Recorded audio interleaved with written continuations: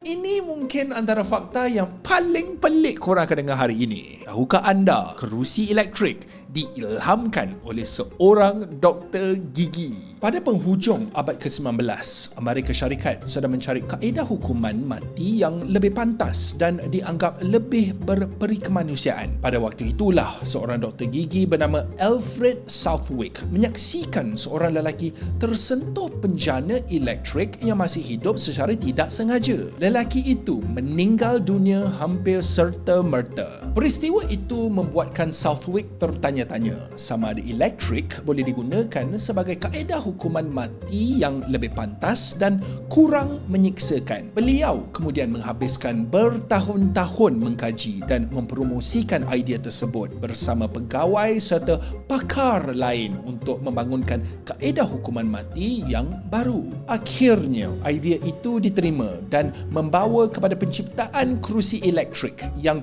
kemudiannya menjadi antara kaedah hukuman mati paling terkenal dalam sejarah.